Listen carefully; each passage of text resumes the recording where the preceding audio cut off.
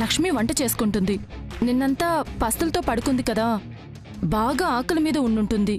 మనం వెళ్ళి ఆ వంట పాడు చేస్తే మనకు కాస్త మనశ్శాంతిగా ఉంటుంది. ఏమంటావు?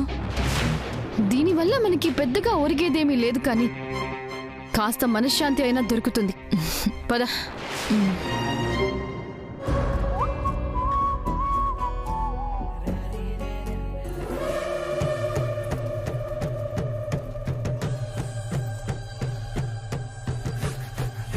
ఈ దొంగ మొహంది ఇక్కడే ఉందా? నన్ను చూస్తే చాలు దయ్యాన్ని చూస్తున్నట్టుగా అరుస్తుంది. డోంట్ వరీ మనీషా, లడ్డూని నేను కంట్రోల్ చేస్తానుగా.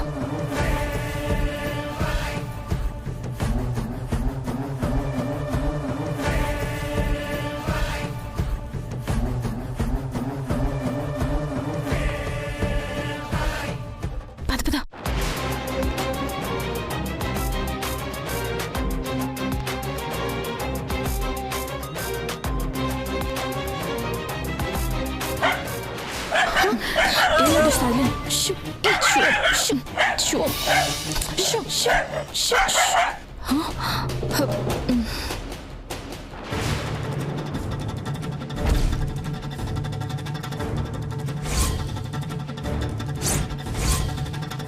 మీరేం చేస్తున్నారు ఇక్కడ?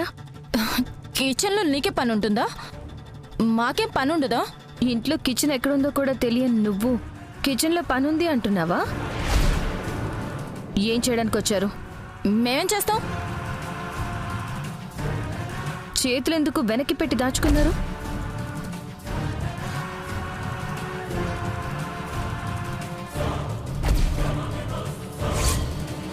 చూపించండి.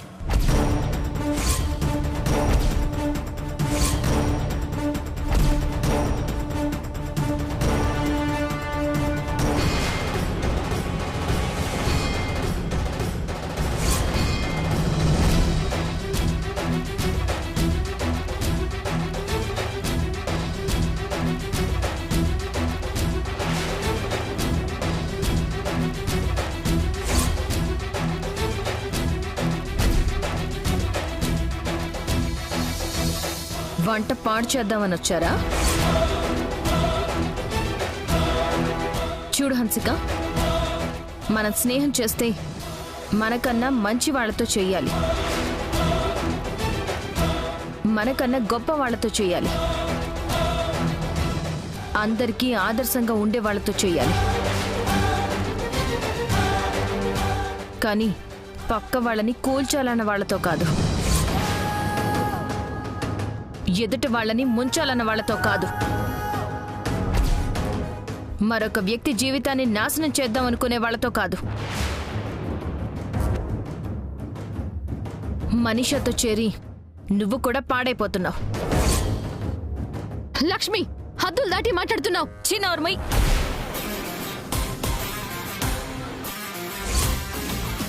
నీకు మాట్లాడే అర్హత కూడా లేదు. నువ్వు పాడైంది చాలదా? ఇంకా ఇంట్లో వాళ్ళని కూడా పాడు చేస్తున్నావా?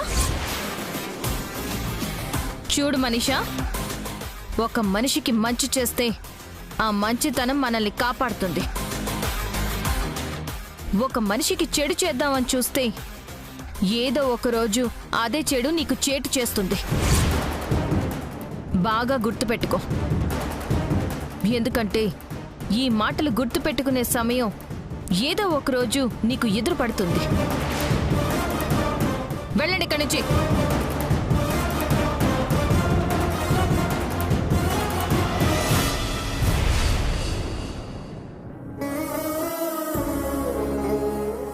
Laddu,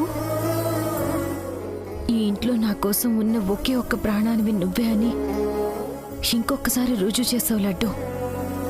thank you.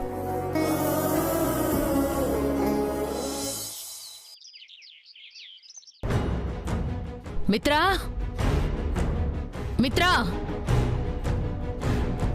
ఎక్కడున్నావు మిత్రా? మామ్, ఏంటి, ఏమైంది? మన కంపెనీ తరపున కన్స్ట్రక్షన్ కోసం మెటీరియల్ సప్లై చేసే ఒక కంపెనీతో టైఅప్ అవుదామని అనుకున్నాం కదా. అవును. ఆ కంపెనీ ఎండి వాళ్ళు ఇప్పుడు మన ఇంటికి వస్తున్నారు. వాళ్లతో అగ్రిమెంట్ చేసుకోబోతున్నాం. Oh really? అవును మిత్ర, వాళ్ళతో టైఅప్ అయ్యాక మనకి మెటీరియల్ చాలా తక్కువ కాస్ట్కి వస్తుంది. It's a great idea ma'am. సరే, వాళ్ళతో అగ్రిమెంట్ అయ్యాక వాళ్ళకి ఒక 20 crores ఇవ్వాల్సి ఉంటుంది. చెక్ రెడీ చేసి పెట్టు. Sure ma'am. హవెవర్ చాలా మంచి డెసిషన్ తీసుకున్నాం. మామ్ ఏ డెసిషన్ తీసుకున్నా అది పోయే డెసిషనే తీసుకుంటుంది. I know that. బాగా చెప్పావు హన్సిక. ఏం పిన్ని, నువ్వేమంటావు? నేనేమంటాను, ఆల్వేస్ అరవిందక్క ఇస్ ద బెస్ట్. నిర్ణయాలు తనే చేస్తుంది, నిర్దేశాలు తనే చేస్తుంది. ఇక ఈ ఇంట్లో నేను చేయడానికే ఉంది. పెద్ద కొడలనే స్థానము తనదే, ఇక్కడ పెద్దరికం అవుతుంది. చూస్తా, ఏదో ఒక రోజు ఆధిపత్యం నా చేతిలోకి రాకుండా ఉంటుందా? ఈ నందన్ ఫ్యామిలీ నా ఆజ్ఞాలతో నడిచే రోజు ఎదురవ్వకుండా ఉంటుందా? Excuse me madam. ఓ ప్రభాకర్ గారు వచ్చేసారా? రండి. మీ కంపెనీతో టైఅప్ అవుతున్నందుకు మాకు చాలా సంతోషంగా ఉంది మేడం. మాకు కూడా అండి. ఎందుకంటే ఈ కన్స్ట్రక్షన్ బిజినెస్లో బెస్ట్ ప్రొడక్ట్ ఇవ్వాలి, అలాగే మనకి మంచి లాభం మిగలాలి. రెండూ జరగాలంటే తక్కువ కాస్ట్లో క్వాలిటీ మెటీరియల్ ఇచ్చే కంపెనీ దొరకాలి. ఆహా, మీ గురించి తెలిసాక మేం చాలా హ్యాపీగా ఫీల్ అయ్యాం. ఇక నుంచి మా కన్స్ట్రక్షన్ కంపెనీకి కావాల్సిన మెటీరియల్ అంతా మీ దగ్గరే తీసుకోవాలని నిర్ణయించుకున్నాం. మా మీద ఆ నమ్మకం ఉంచినందుకు, మాతో బిజినెస్ డీల్ చేసుకుంటున్నందుకు thank you very much madam. Most welcome. అగ్రిమెంట్కి సంబంధించిన పేపర్స్ అన్ని తీసుకొచ్చాను. ఒక్కసారి చెక్ చేసుకుని సంతకాలు చేసి ఇనిషియల్ అమౌంట్ 20 crores ఇచ్చేస్తే మనం ఫర్దర్ ఫార్మాలిటీ స్టార్ట్ చేసుకోవచ్చు మేడం. ష్యూర్, అగ్రిమెంట్ పేపర్స్ ఇవ్వండి.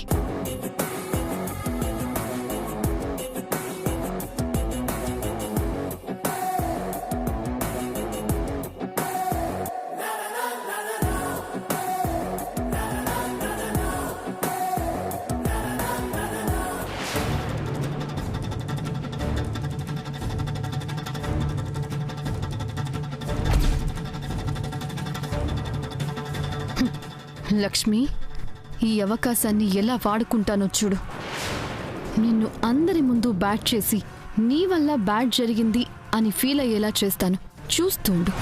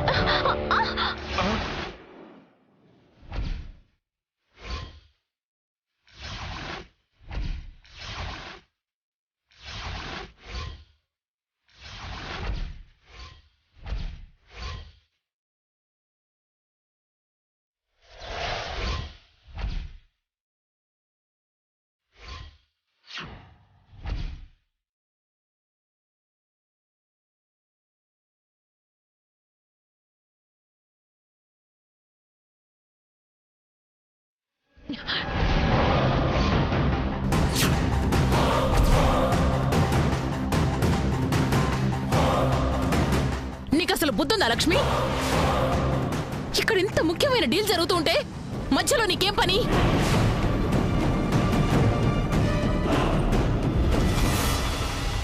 మధ్యలోకి దూరి ఇప్పుడు సంతకాలు చేయాలా, సంధి కుదిర్చాలా?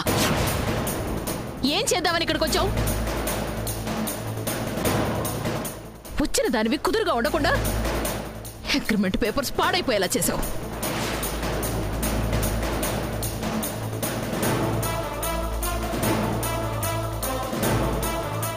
శుభమా అని ఒక మంచి కంపెనీతో టైఅప్ అవుతూ ఉంటే ఒక అపశకనంలా ఎదురయ్యావు.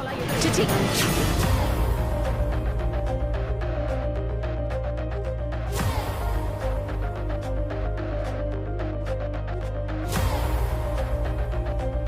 నువ్వు ఈ ఇంటికొచ్చినప్పటి నుంచి నీ వల్ల క్షణానికి ఒక సమస్య, నిమిషానికి ఒక ఇబ్బంది, పూటకొక గొడవ. అసలు నువ్వెందుకు తిరిగి వచ్చావా అని మేం పదే పదే బాధపడేలా చేస్తున్నావు.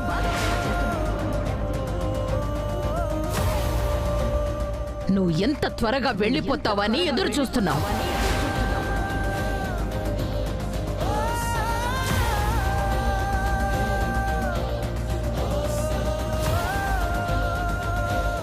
లక్ష్మి, నువ్వు వచ్చావు, 6 నెలలుంటావు, తర్వాత వెళ్ళిపోతావు.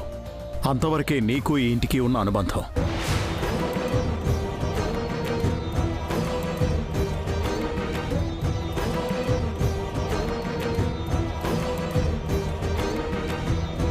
అంతేగాని అన్ని విషయాలు తెలుసుకుందామని, అన్ని మ్యాటర్స్లో దూరిపోదామని ప్రయత్నిస్తే ఇదిగో ఇలాగే ఉంటుంది. లక్ష్మి, ఈరోజు అవకాశం నాది. కరెక్ట్గా వినియోగించుకొని నిన్ను అంతే కరెక్ట్గా ఇరికించాను. ఏంటి లక్ష్మి ఇది? కాస్త ఆయన చూసుకోవాలి కదా, చాలా ముఖ్యమైన అగ్రిమెంట్. చూడు, నీ వల్ల మొత్తం చెడిపోయింది. Aravinda madam, be cool. ఇప్పుడు ఏమైందని? పేపర్స్ మీద కాఫీ పడింది అంతే కదా. మీరు సిగ్నేచర్ చేసేయండి మేడం, మరేం పర్వాలేదు. వద్దు దివాకర్ గారు, శుభమాని జరుగుతున్న ఈ అగ్రిమెంట్ సమయంలో ఇలాంటి అశుభం జరిగింది. 20 కోట్ల రూపాయల విలువ చేసే ఈ అగ్రిమెంట్ ఇలా కాఫీ నీళ్లతో తడిచిపోవడం నాకెట్టి పరిస్థితుల్లో నచ్చలేదు. మనం మరోసారి అగ్రిమెంట్ పెట్టుకుందాం. No problem madam. మళ్ళీ మీరు ఏ రోజు ఫిక్స్ చేస్తే ఆ రోజు అగ్రిమెంట్ పేపర్స్తో వస్తాం. మంచిదండి, మీరు వెళ్ళిరండి. అలాగే మేడం. ఏంటక్కా ఇది? ఇన్నాళ్ళు ఈవిడ గారి వల్ల మిత్రకే గండాలనుకున్నాం. ఇప్పుడు ఈవిడ మన కుటుంబానికే అపశకునంలా తయారైనట్టుందేంటి? దేవయాని ఆంటీ అంటూ ఉంటే నాకు కూడా అదే అనిపిస్తోంది. ఎంత పెద్ద కంపెనీతో డీలింగ్ ఇది! ఎన్ని కోట్ల రూపాయల అగ్రిమెంట్ ఇది! అది ఒక్క కాఫీ కప్పుతో మొత్తం చెడగొట్టేసింది లక్ష్మి. అంటే ఈవిడి గారి చెయ్యి కాలు ఇంట్లో తిరిగినంత కాలం ఈ ఇంట్లో శని దాపరించినట్లే అని నా అభిప్రాయం.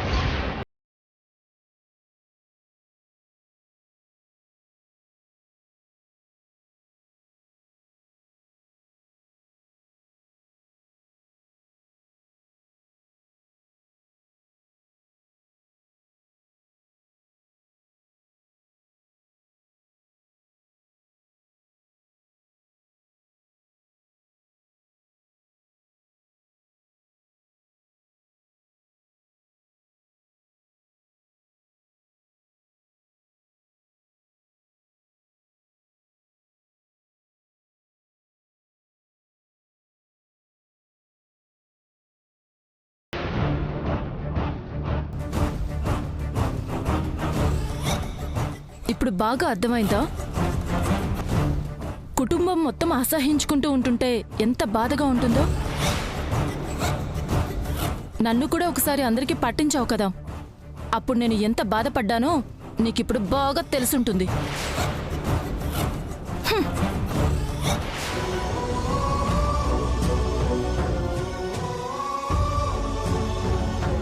బాధపడద్దు వదినా. ఒకప్పుడు మీరే ఇంటి అదృష్టం అన్నారు, ఇప్పుడు దురదృష్టం అంటున్నారు. కానీ ఏదో ఒకరోజు మీ విలువ తెలుసుకుంటారు. బాధపడకండి.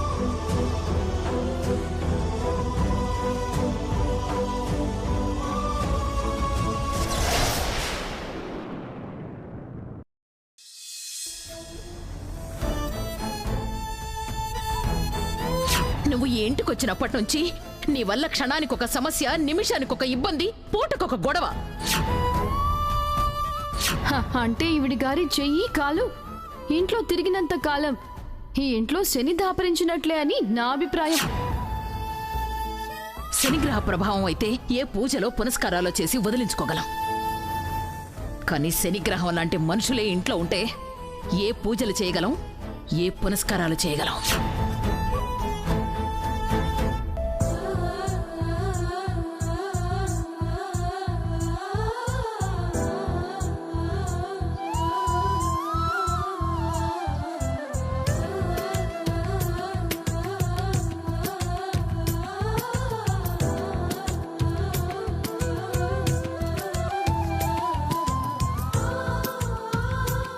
నువ్వేం చేస్తున్నావో, ఎందుకు చేస్తున్నావో నాకు అర్థం కావడం లేదు.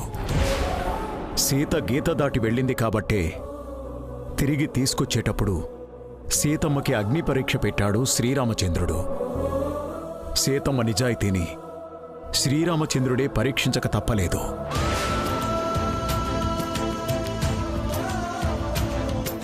నువ్వు నందన్ ఫ్యామిలీ కోడలిగా ఈ ఇంటి గుమ్మం దాటి వెళ్ళాక నీతి నిజాయితీల్లో ఏం తేడా వచ్చిందో అని మేము ఎన్ని అగ్ని పరీక్షలు పెట్టాలో అనిపిస్తోంది. ఎందుకంటే నువ్వు ఒకప్పటి లక్ష్మిలా లేవేమో అనిపిస్తోంది. ఎలాంటి స్వార్థంతో ఈ ఇంట్లో అడుగుపెట్టావు అని అనుమానం కలుగుతోంది.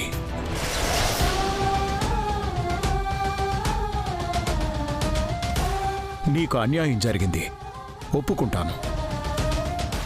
దాని ప్రతిఫలంగానే నువ్వు మిత్రని వదిలేయాలనుకున్నావు, ఈ కుటుంబాన్ని వెలివేయాలనుకున్నావు.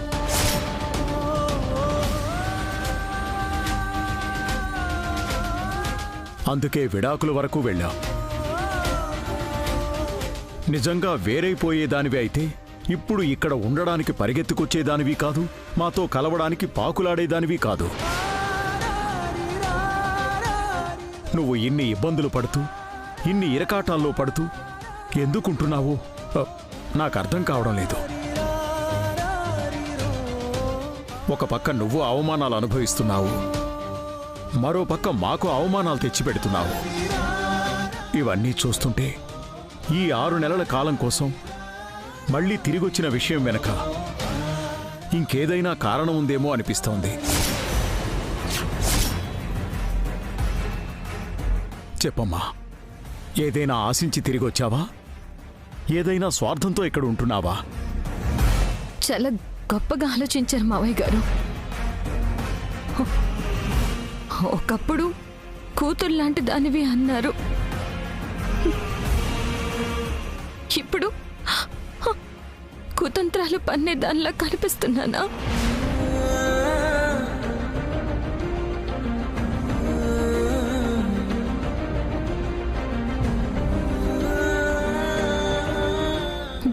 ఒకప్పుడు ఈ కుటుంబానికి వెన్నుముక్కలా చూశారు, కానీ ఇప్పుడు వెన్నుపోటు పొడిచేదానిలా కనిపిస్తున్నానా?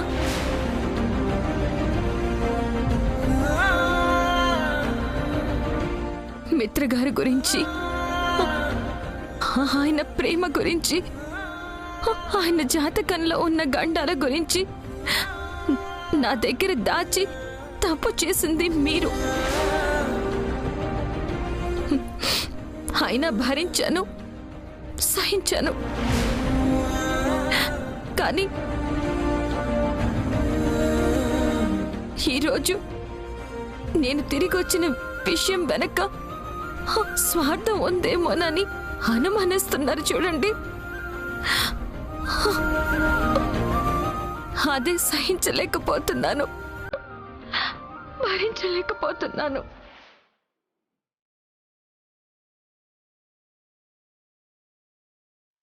ఎవరు ఏమనుకున్నా, ఎలా అనుకున్నా,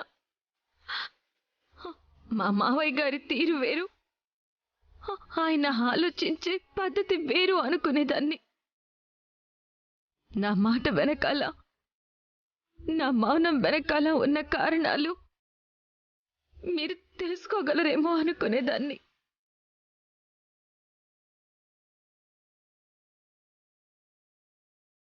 కానీ ఇప్పుడు అర్థమైంది. అందరితో పాటు మీకు కూడా నేను తప్పు చేసినట్టుగా మాత్రమే కనిపిస్తున్నాను, కానీ నా వ్యక్తిత్వం కనిపించడం లేదు.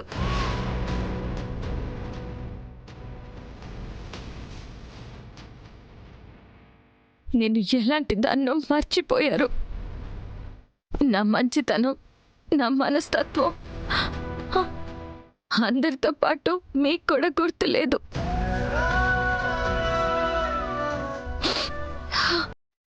చాలా సంతోషం మావయ్య గారు. ఇప్పటికే గాయపడిన నా గుండెకి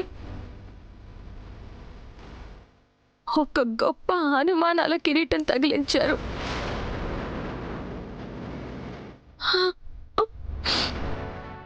మోయలేనంత భారంగా ఉంది.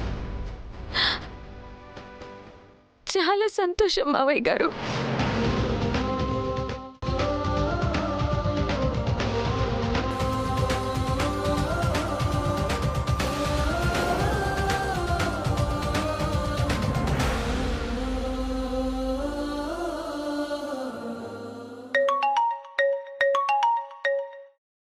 Hello, what is it? మీరు చెప్పేది నిజమా? Oh my god, we never expected. టీవీలో న్యూస్ కూడా వస్తుందా? Okay okay, thanks for the information. Hey రిమోటి, కొంచెం నెమ్మదిగా అడగచ్చు కదా, అంత కంగారెందుకు? అవతల టీవీలో వచ్చే న్యూస్ అలాంటిది.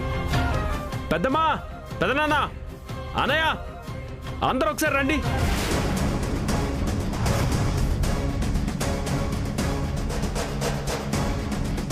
ఏంట్రా, ఏమైంది? అంత కంగారుగా పిలిచావు?